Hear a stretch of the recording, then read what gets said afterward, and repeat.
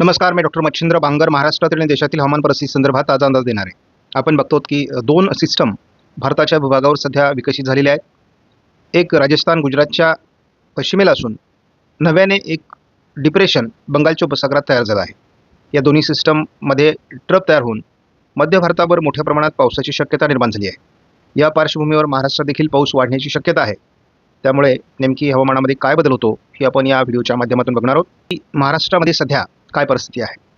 हवामानात विशेष बदल जरी नसला तरी नागपूर जिल्ह्यामध्ये जी काही घट होती ती आता 20% खाली घसरू लागली आहे. त्यामुळे नवीन एक रेड जिल्हा आपल्याला विदर्भात बघायला मिळतोय. सुरुवातीला आपण यवतमाळ बघितला, आता नागपूरची सुद्धा सुरुवात झालेली आहे. ज्या ज्या जिल्ह्यांमध्ये घट वाढेल त्या ठिकाणी आपल्याला पुन्हा तो जिल्हा रेडमध्ये जाताना बघायला मिळणार आहे. शिवाय जी घट आहे ती प्रत्येक दिवशी वाढत जाण्याची शक्यता देखील आहे. या सर्व बाबी आपल्याला या ठिकाणी लक्षात घ्याव्या लागतील.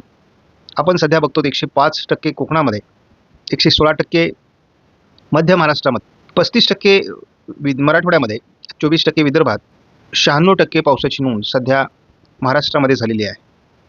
मात्र या 96%मध्ये ज्या जिल्ह्यांमध्ये पाऊस झाला आहे त्या ठिकाणी देखील अर्ध्या भागामध्ये जिल्ह्याच्या मुसळधार पाऊस आहे, तर अर्ध्या भागामध्ये अक्षरशः कोरड्या वातावरणाचा अनुभव आलेला आहे. आपण नंदुरबारची परिस्थिती बघतो, सिंधुदुर्गची परिस्थिती बघतो, जे दोन्ही जिल्हे दोन टोकाला आहेत, महाराष्ट्राच्या उत्तर आणि दक्षिण टोकाला. कोकणातला एक जिल्हा 37% मायनसमध्ये, एक विदर्भातला जिल्हा 56% मायनसमध्ये, हिंगोलीसारखा जिल्हा 55% मायनसमध्ये. ही साधी नाही तर ही भयावह दुष्काळाची स्थिती आहे. त्यामुळे एलेनोचा फार मोठा प्रभाव आपल्याला महाराष्ट्राच्या हवामानावर दिसतोय. एका भागामध्ये अतिवृष्टी, एक जिल्हा नाशिकसारखा 194% पाऊस झाला आहे, तर दुसरीकडे 40-45% सुद्धा पाऊस झालेला नाही. तर ही जी तफावत आहे ही तफावत आपल्याला महाराष्ट्रामध्ये बघायला मिळते. आपण या ठिकाणी बघतो भारताच्या एकूण पाऊसमानावर आपण लक्ष केंद्रित केलं तर पंजाब, हरियाणा, उत्तर प्रदेश, बिहार, झारखंड, विदर्भ, मराठवाडा, तेलंगणा, आंध्र प्रदेश, रायलसीमा, दक्षिण कर्नाटक, केरळ आणि पूर्वेकडील बहुतांश राज्यांमध्ये मोठी घट आहे. जरी आपण हिरव्या रंगामध्ये बाकी राज्य बघत असलो तरी बऱ्याच ठिकाणी 20%पेक्षा कमी घट आहे, म्हणून हे हिरवे आहेत. अन्यथा या ठिकाणी सुद्धा फार अनुकूल परिस्थिती नाही.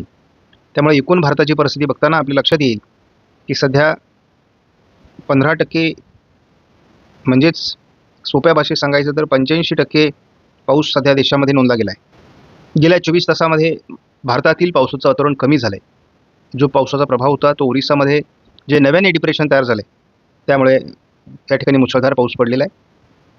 विदर्भामध्ये, कोकणामध्ये आणि उत्तर महाराष्ट्र, थोडं तुरळक मराठवाड्यामध्ये पाऊस झालेला आहे. गुजरातच्या पूर्व भागामध्ये पाऊस झालेला आहे. त्यामुळे भारतात जरी तुरळक पाऊस असला तरी कोस्टल भागामध्ये म्हणजे अगदी कर्नाटक, कोकण, गुजरात पूर्व भागामध्ये पावसाचं प्रमाण दिसतंय. कारण या दोन्ही ठिकाणी वेगवेगळ्या वादळी प्रणाल्या विकसित झालेल्या आहेत. बंगालच्या उपसागरात तयार झालेल्या डिप्रेशन संदर्भात या ठिकाणी भारतीय हवामान खात्याकडून खुलासा करण्यात आला आहे. बंगालच्या उपसागरात तयार होऊन ओरिसा, पश्चिम बंगाल यांच्या सीमेवरून छत्तीसगडकडे पुढे सरकण्याची शक्यता या डिप्रेशनची दाखवण्यात आलेली आहे.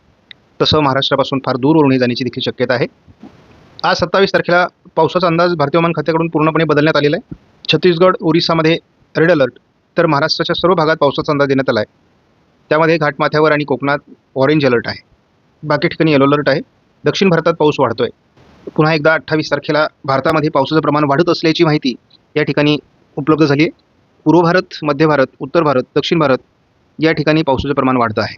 विदर्भामध्ये उद्या 28 तारखेला ऑरेंज अलर्ट देण्यात आला आहे. 29 तारखेला उत्तर भारतातील अनेक राज्यांमध्ये ऑरेंज अलर्ट आहे. दक्षिण भारत, मध्य भारतामध्ये पावसाचं प्रमाण वाढताना दाखवण्यात आले. महाराष्ट्रामध्ये 28 प्रमाणेच 29 तारखेला सर्व महाराष्ट्रात पावसाचा अंदाज आता व्यक्त करण्यात आला आहे. 30 तारखेला पुन्हा एकदा मराठवाड्यातील पावसाचं प्रमाण कमी होऊन उर्वरित महाराष्ट्रात पावसाची शक्यता व्यक्त करण्यात आली आहे. पुन्हा एकदा आपण बघतो विदर्भ, मराठवाड्यातील पाऊस कमी होऊन उत्तर भारतामध्ये, मध्य भारतामध्ये, पश्चिम भारतामध्ये, पूर्व भारतामध्ये पाऊस वाढतोय. दक्षिण भारतातील पाऊस कमी होतोय, परंतु घाटमाथ्यावर आणि कोकणातील पावसाचा येलो अलर्ट कायम आहे. महाराष्ट्रातील पाऊस 1 तारखेला उघडेल असा भारतीय हवामान खात्याचा अंदाज आहे. पुढील 10 दिवसाचा जेफेस मॉडेलचा अंदाज आपण या ठिकाणी बघतो. तुरळक अशा प्रकारचा पाऊस विदर्भ, मराठवाडा, उत्तर महाराष्ट्र, मध्य महाराष्ट्र, पश्चिम महाराष्ट्र स्थानिक स्वरूपातला पाऊस होणार आहे. विशेष प्रभाव नसेल. कोकणात मात्र पावसाचं प्रमाण अधिक राहू शकतं. 28 तारखेला विदर्भ, मराठवाड्यात पावसाचं प्रमाण वाढू शकतं. दक्षिण कोकणात पावसाचं प्रमाण वाढण्याचा अंदाज या डिप्रेशनमुळे देण्यात आला आहे. त्यामुळे विदर्भ, मराठवाड्यात 29लाही पावसाची शक्यता आहे. दुष्काळी पट्ट्यामध्ये दक्षिण कोकणातही पाऊस दाखवण्यात आला आहे. पावसाचा प्रभाव मराठवाडा, विदर्भामध्ये आणि दक्षिण कोकणात 30 तारखेला असण्याची शक्यता आहे. हा पावसाचा प्रभाव हलक्या स्वरूपात विदर्भ मराठवाड्यामध्ये 31लाही असण्याची शक्यता आहे. पावसाचं प्रमाण केवळ पूर्व विदर्भ आणि कोकण असं हलक्या स्वरूपात 1 तारखेला असू शकतं, परंतु 2 तारखेपासून महाराष्ट्रातला पाऊस पुन्हा एकदा उघडण्याच्या मार्गावर आहे. कोकणात हलका ते मध्यम पावसाची सरी एका दुसऱ्या ठिकाणी होऊ शकतात. आज 27 तारखेला महाराष्ट्रामध्ये सर्वदूर पावसाची शक्यता आहे. हा ISMW मॉडेलचा अंदाज आहे. कोकणामध्ये पावसाचं प्रमाण आणि पूर्व विदर्भात पावसाचं प्रमाण अधिक असू शकतं. त्यामुळे दुष्काळी पट्ट्यामध्ये आज पहिल्यांदा आपल्याला जोरदार पावसाची शक्यता दिसते. उद्या 28 तारखेला मोठे पाऊस मराठवाडा, पश्चिम महाराष्ट्र, विदर्भ, उत्तर महाराष्ट्र, कोकण राहण्याची शक्यता आहे. घाटमाथ्यावर देखील हा पाऊस प्रभाव असेल. 29 तारखेला कोकणातील पावसाचा प्रभाव थोडा दक्षिणेकडे असेल, परंतु मुख्य पावसाचा प्रभाव हा विदर्भामध्ये आहे. अमरावती, वर्धा, नागपूर, भंडारा, गोंदिया, चंद्रपूर, गडचिरोली, यवतमाळ, वर्धा, वाशिम, हिंगोली, नांदेड, परभणी, लातूरपर्यंत याचा प्रभाव राहण्याची शक्यता आहे. उत्तर भारतात जळगाव, अकोल्यापर्यंत पावसाचा प्रभाव राहू शकतो, जालन्यापर्यंत. इकडे रत्नागिरी, सिंधुदुर्गमध्ये किंवा रायगडमध्ये पावसाचं प्रमाण राहू शकतं. मात्र एक महत्त्वाचा जो भाग आहे हा मात्र या ठिकाणी कमी पावसाचा दाखवण्यात आला आहे. 30 तारखेला विदर्भ आणि उत्तर महाराष्ट्र असं पावसाचं वातावरण जे दाखवलं जातं ते होण्याची शक्यता आहे. त्यामध्ये नाशिकचा काही उत्तरेकडील भाग आहे, उत्तर महाराष्ट्र आहे, उत्तर विदर्भ आहे किंवा विदर्भाचा बहुतांश भाग आहे. मराठवाड्यामध्ये जालना आणि छत्रपती संभाजीनगरचा समावेश आहे, हिंगोलीचा समावेश आहे. परभणी, बीडचा थोडा भाग आणि नांदेडपर्यंत त्याचा प्रभाव राहण्याची शक्यता आहे. 31 तारखेला याचा मुख्य प्रभाव हा उत्तर महाराष्ट्रात असण्याची शक्यता आहे, नाशिक जिल्ह्यात असण्याची शक्यता आहे. त्यामुळे 31 तारखेला जो उत्तर महाराष्ट्रामध्ये पाऊस होणार आहे तो मोठ्या स्वरूपात असेल आणि दुष्काळी प्रभाव या ठिकाणचा किती कमी होतोय ते आपल्याला बघणं आवश्यक आहे, कारण ही एकमेव अशी सिस्टम आहे जी दुष्काळी भागावर परिणाम करणार आहे. 1 तारखेपासून या सिस्टमचा प्रभाव महाराष्ट्रावरचा जरी कमी झाला तरी विदर्भात, मराठवाड्यात, उत्तर महाराष्ट्रात स्थानिक स्वरूपाचं वातावरण राहील. कोकणात हलक्या सरींची शक्यता राहील. 2 तारखेला विदर्भ आणि कोकण असं पावसाचं वातावरण राहण्याची शक्यता आहे. 3 तारखेला वातावरणात बदल दाखवण्यात आला आहे. यापूर्वी 3 तारखेला उघडी दाखवण्यात आलेली होती. मात्र आता पुन्हा एकदा विदर्भामध्ये, उत्तर मराठवाड्यामध्ये, उत्तर महाराष्ट्रामध्ये, कोकणामध्ये पावसाची शक्यता दाखवण्यात आली. इतर ठिकाणी स्थानिक वातावरण आहेच. 4 तारखेला देखील पावसाचे स्थानिक वातावरण आहे. मग ते मध्य महाराष्ट्र, अहिल्यानगर, बीड, उत्तर सोलापूर, लातूर, धाराशिव, पुणे पूर्व, विदर्भात देखील पूर्व भागामध्ये याचा प्रभाव आहे, कोकणात प्रभाव आहे. 5 तारखेला किरकोळ वातावरण असेल स्थानिक स्वरूपातलं मराठवाड्यामध्ये, कोकणामध्ये मात्र वातावरण राहील. 6 तारखेला मात्र आपण बघतो पूर्व मराठवाडा आणि विदर्भामध्ये स्थानिक वातावरण आहे. कोकणात हलक्या सरींची शक्यता कायम आहे, पावसाचा जोर नाही. 7 तारखेला विदर्भाच्या काही भागात नव्याने एक सिस्टम विकसित होईल, परंतु तिचा प्रभाव महाराष्ट्रात फारसा असणार नाही. केवळ विदर्भाचा भाग आहे. कोकणात हलक्या सरींची शक्यता आहे. म्हणजे या ठिकाणी स्पष्ट होते की ऑगस्टचा पहिला आठवडा किरकोळ पावसाचा आहे. 8 तारखेला पूर्व विदर्भ, कोकण असं हलकं वातावरण आहे. 9 तारखेला मात्र कोकणात पुन्हा एकदा पावसाचा प्रभाव वाढणार आहे. विदर्भात स्थानिक वातावरण आहे, विशेष प्रभाव नाही. आपण 9 आणि 10 तारखेला एक हवामानातला बदल बघतो आणि तो बदल असा आहे की आपल्याला कोकणामध्ये मुसळधार पावसाची शक्यता वाढते, घाटमाथ्यावर मुसळधार पावसाची शक्यता वाढते. अंतर्गत महाराष्ट्रात मात्र फारसा प्रभाव दाखवण्यात आलेला नाही. आपण डिप्रेशनचा झटपट मार्ग बघूयात. या ठिकाणी आपल्याला स्पष्ट दिसतंय की डिप्रेशन जसं भूभागावर येईल तसा याचा प्रभाव कमी होईल, म्हणजे ते कमी दाबाच्या स्वरूपामध्ये पुढे सरकणार आहे. थोडं महाराष्ट्राच्या उत्तरेकडून घासून ते पुढे सरकतं आहे. जसं ते महाराष्ट्राच्या जवळ येईल तसं अरबी समुद्रातील वाऱ्यांचा प्रभाव वाढल्यामुळे थोडं पावसाचं प्रमाण देखील वाढू शकतं असा अंदाज आहे. परंतु मला प्राथमिक अंदाजानुसार याचा उत्तर महाराष्ट्रामध्ये 31 तारखेला अधिक प्रभाव पडेल असं स्पष्ट जाणवतं आणि त्यानंतर मात्र 1 तारखेपासून हे बऱ्यापैकी संपुष्टात देखील येऊ शकतं, कारण विशेष प्रभाव त्याचा दिसत नाही. आपण या ठिकाणी बघतो की पुढील कालावधीमध्ये कोकण किनारपट्टीला आणि घाटमाथ्यावर अजून देखील मोठा पावसाळी प्रभाव बघायला मिळू शकतो या सर्व भागामध्ये. त्यामुळे अजूनही या भागात पाऊस होईल. तसं या भागात देखील आपल्याला चांगल्या पद्धतीचं वातावरण दाखवण्यात आलेलं आहे. हे स्थानिक स्वरूपाचा चांगला पाऊस दरम्यान होऊ शकतो. परंतु एकूण जर बघितलं आपण तर उत्तर महाराष्ट्रातील जिल्हे आणि कोकण, फार तर थोडं पूर्व विदर्भाचा भाग या ठिकाणी अतिवृष्टीची शक्यता दाखवण्यात आलेली आहे. आज दिवसभरामध्ये उत्तर महाराष्ट्र, विदर्भ, मराठवाडा, मध्य महाराष्ट्र, पश्चिम महाराष्ट्रात जोरदार पावसाची शक्यता व्यक्त करण्यात आलेली आहे. कारण डिप्रेशनकडे जे काही बाष्पयुक्त वारे अरबी समुद्रातून खेचले जातात त्यामुळे ही पावसाची परिस्थिती निर्माण होणार आहे.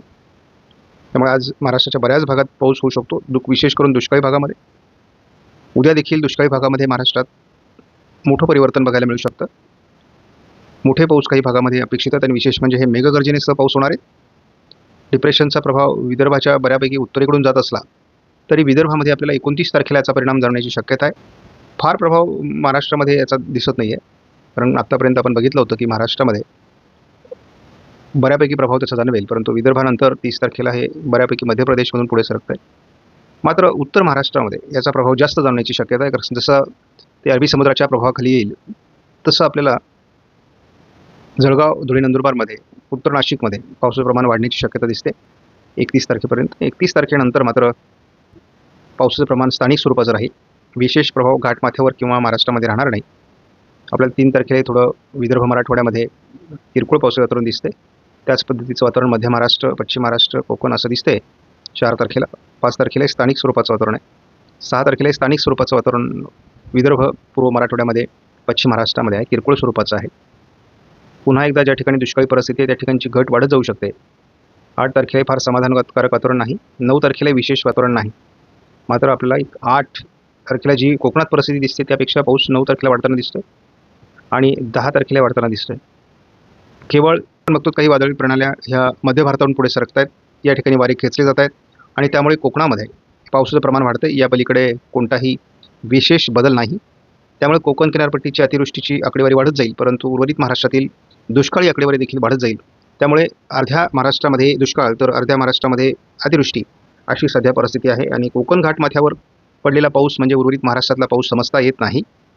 पर्यायाने एल निनोचा विपरीत परिणाम आपण महाराष्ट्रातील पाऊसमानावर बघतो. मात्र दूरवरचा आपला अंदाज आहे उत्तरार्ध जो ऑगस्टचा असेल तो पावसाळी असेल. विशाखापट्टणम जवळ जोपर्यंत सिस्टम बनत नाहीत आणि त्या महाराष्ट्रावर येत नाहीत तोपर्यंत दुष्काळी भागातील परिस्थिती बदलणार नाही. आपण आज व्हिडिओमधील माहिती महत्त्वपूर्ण वाटल्यास लाईक करा, शेअर करा, चॅनलला सबस्क्राईब करा. धन्यवाद. जय हिंद, जय महाराष्ट्र, जय बळीराजा.